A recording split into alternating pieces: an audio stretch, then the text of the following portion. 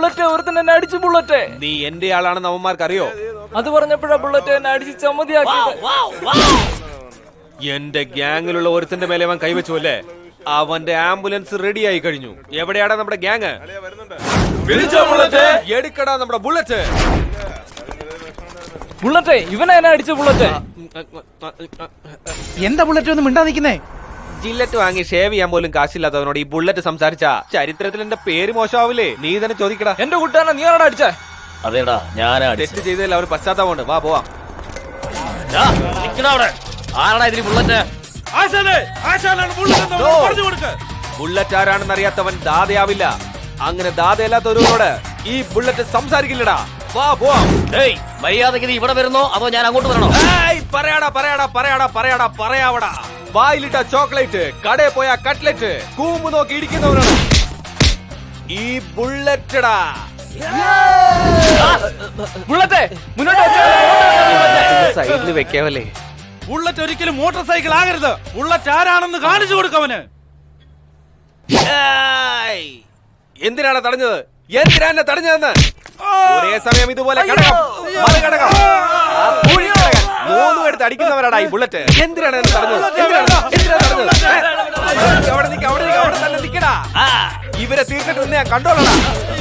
എടാ സമാധാനമായിരിക്കുന്നവരെ ഞാൻ മോരാടാ. പൊങ്ങിക്കഴിഞ്ഞ ഞാൻ ബിയറാടാ.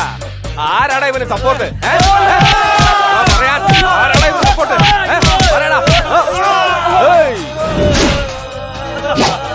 എഴുന്നേക്കടാ, എഴുന്നേക്ക. അയാള് പോയോടാ മോനെ? പോയി ബുള്ളറ്റ്. ചത്തുപോയി നിന്റെ അമ്മൂമ്മയുടെ മേലെ സത്യം? അവൻ പോയി ബുള്ളറ്റ്.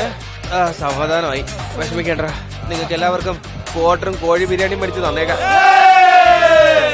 നിങ്ങളുടെ പറ്റി മേടിച്ചു തരാം. ഞാനൊന്ന് ഷൈൻ ചെയ്യാന്ന് വിചാരിക്കുമ്പോ കൃത്യസമയത്ത് അവനിവിടെ എത്തുമല്ലോ. ഇവൻ അവോയ്ഡ് ചെയ്യുന്ന ബെറ്റർ. നടക്കടാ.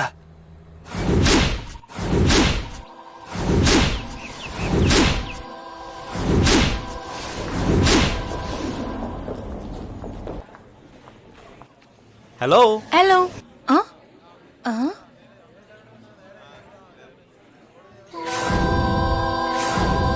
ഓ നിങ്ങളായിരുന്നു? എന്താ ഏത് സമയം ലൈബ്രറി കാണാലോ? ബുക്സ് ചെയ്യാൻ അത്രക്ക് ഇഷ്ടാ? ലൈബ്രറി എനിക്ക് ഒരുപാട് ഇഷ്ടമായതുകൊണ്ടാ. ഓ അങ്ങനെയാണോ? എനിക്കും ലൈബ്രറി എന്ന് പറഞ്ഞാൽ ഒരുപാട് ഇഷ്ടാ. എന്താ സാഹിത്യകാരനെ എഴുത്തുകാരനെ മാത്രമേ ലൈബ്രറി ഇഷ്ടമുള്ളൂ? എന്താ ഞങ്ങൾക്ക് ആർക്കും ഇഷ്ടപ്പെടില്ലേ? ശരിക്കും എനിക്ക് ഇഷ്ടമാണ്. അതെ, ഈ ഒരുപോലെ ടേസ്റ്റ് ഉള്ളവർ തമ്മില് കാണുമ്പോ പരിചയപ്പെടുമ്പോ ഭയങ്കര ത്രില്ലിംഗ് ആയിരിക്കും അല്ലേ? എനിവേ ഐ എം ആദി. അഞ്ജലി. ഇന്നിത്തിരി വർത്താനം കൂടുതലാണല്ലോ. അന്ന് അമ്പലത്തിൽ വെച്ച് ഭയങ്കര നാണായിരുന്നു. എല്ലാം ഇയാള് കാരണല്ലേ? എന്റെ വീട്ടിലുള്ളവരില്ലേ, ആരാണ് എന്താണ് ഇതൊന്നും അവർക്കറിയേണ്ട ഒരു കാര്യമില്ല. എല്ലാവരും ചുമ്മാ കളിയാക്കൊണ്ടിരിക്കും. അതും എന്റെ പരിചയക്കാരാണെങ്കിൽ തീർന്നത് തന്നെ. എന്റെ പേരൻസ് എനിക്ക് ഫ്രണ്ട്സ് പോലെയാ. എന്നാ ആദ്യം കണ്ടുമുട്ടുന്നവർക്ക് ഒരു ചെറിയ സങ്കടമൊക്കെ തോന്നും. ഇയാൾക്കന്ന് അങ്ങനെ തോന്നിയില്ലേ? ഏയ് അങ്ങനെയൊന്നുമില്ല. പാരന്റ്സ് കൂട്ടുകാരായിട്ട് ഇരിക്കുന്നത് എനിക്ക് ഒരുപാട് ഇഷ്ടാ. കണ്ടോ ഈ കാര്യത്തിൽ നമ്മൾ ഒരേ ടേസ്റ്റ് തന്നെയാ. നിങ്ങളുടെ വീട്ടിൽ ഇയാളുടെ പേരൻസ് ഫ്രണ്ട്ലി ആയിരിക്കോ?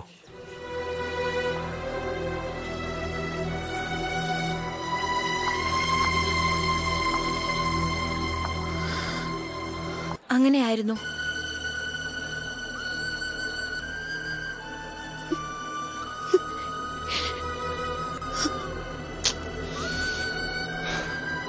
സോറി അഞ്ജലി, അവരുടെ കാര്യം ഓർമ്മിപ്പിച്ച് ഞാൻ നിന്റെ മനസ്സ് വേദനിപ്പിച്ചല്ലേ? മറന്നാലല്ലേ ഓർക്കേണ്ടതായിട്ടുള്ളൂ. അവരില്ല എന്നുള്ള ഓർമ്മ എന്നും എന്നെ അലട്ടിക്കൊണ്ടേയിരിക്കും.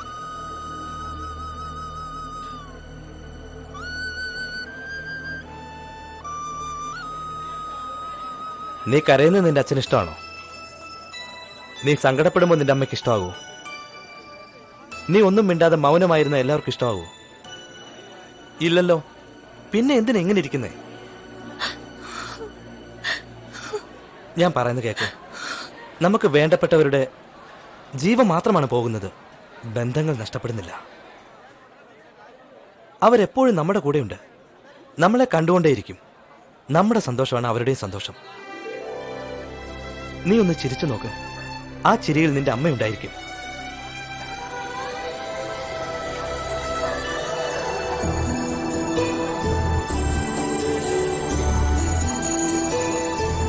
നീ ഒന്ന് സന്തോഷിച്ചു നോക്ക്. ആ സന്തോഷത്തിൽ നിന്റെ അച്ഛനും കൂടെ ഉണ്ടാകും. നിന്റെ മുഖത്ത് സന്തോഷമുണ്ടെങ്കിൽ നിന്റെ വീട്ടിലുള്ള എല്ലാവരും സന്തോഷിക്കും.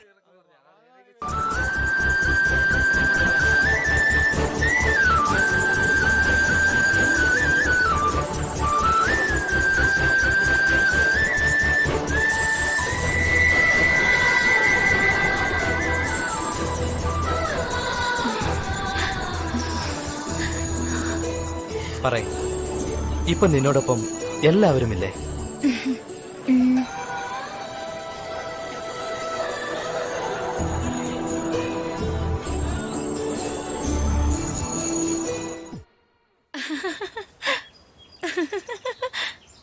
എന്താടാ, വിശക്കുന്നുണ്ടോ?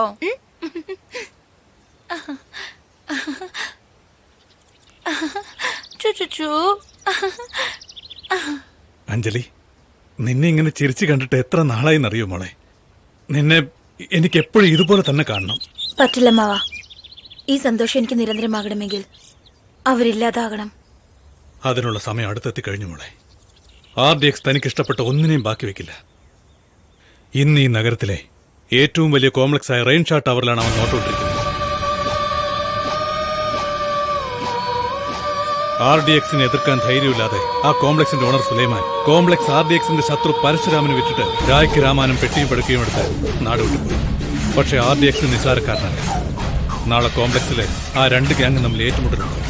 ആ സംഘർഷത്തിനിടയ്ക്ക് അബ്ദുള്ളയോ അല്ലെങ്കിൽ സദയോ രണ്ടുപേരിൽ ഒരാൾ നമ്മുടെ കയ്യിൽ കൊടുക്കും.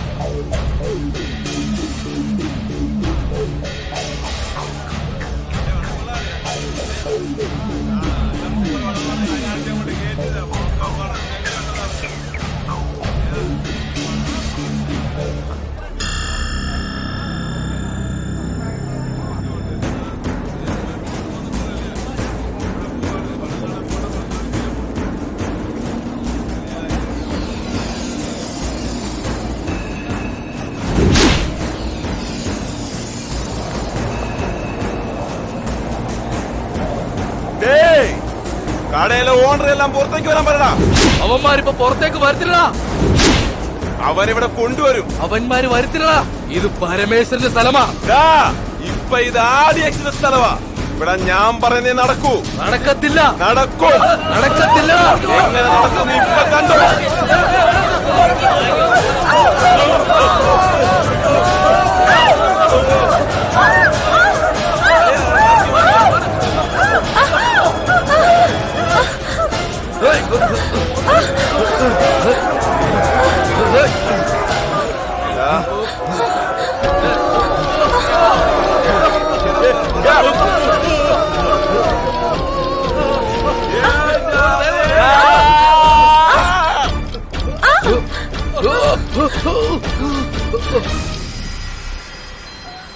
എടാ നിക്കടാ.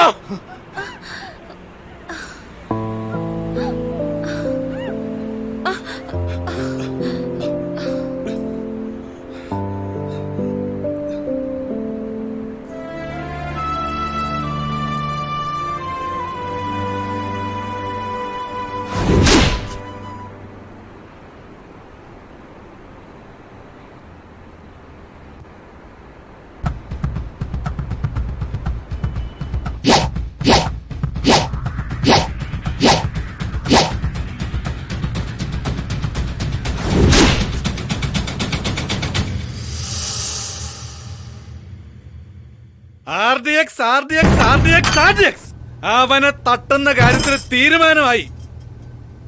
ആദ്യം ആ അബ്ദുള്ളയെയും സദായെയും പൊക്കണം.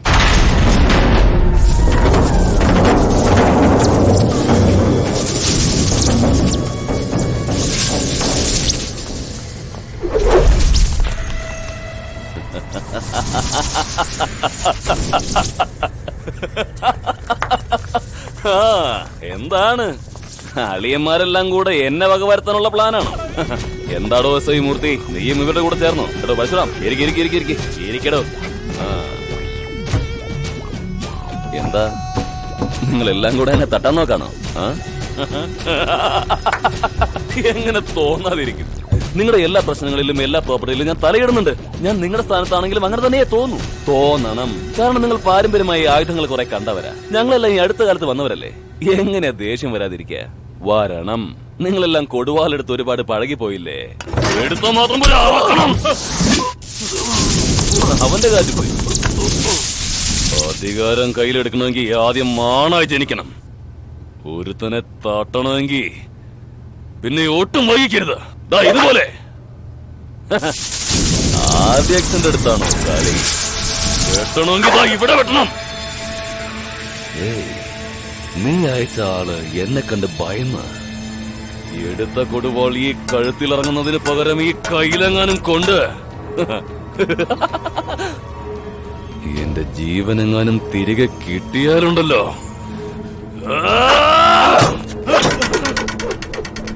പിന്നെ നീ ബാക്കിയുണ്ടാവില്ല. മനസ്സിലായില്ലേ? ആ, ഇത് കൊള്ളാം. പെർഫെക്റ്റ്. ഇത് കൃത്യം വെക്കേണ്ടടുത്ത് തന്നെ വെച്ചാലുണ്ടല്ലോ, പീസ് പീസായി, തുണ്ടം തുണ്ടമായി പോകും. നീ ലക്ഷ്യം വെക്കുന്ന ആള് മാത്രമല്ല, അതിന് ചുറ്റും 1/2 കിലോമീറ്റർ ഉള്ള എല്ലാവരും കാലി. ഞാൻ തീരുമാനിച്ചിട്ട് ഇങ്ങോട്ട് വന്നത്, ഒന്നുകിൽ ഈ കോംപ്ലക്സ് എന്റെ പേരിലായിരിക്കണം, അല്ലെങ്കിൽ നിന്റെ പേരിലായിരിക്കണം. 30 seconds.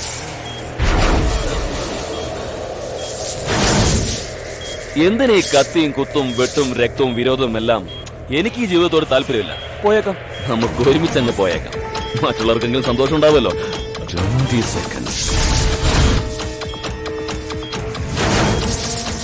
ജീവിതകാലം മുഴുവൻ നമ്മളിങ്ങനെ പോരാടുന്നതിനേക്കാൾ 5 സെക്കൻഡിനുള്ളിൽ എല്ലാം തീരുമാനമാവും. 5 seconds.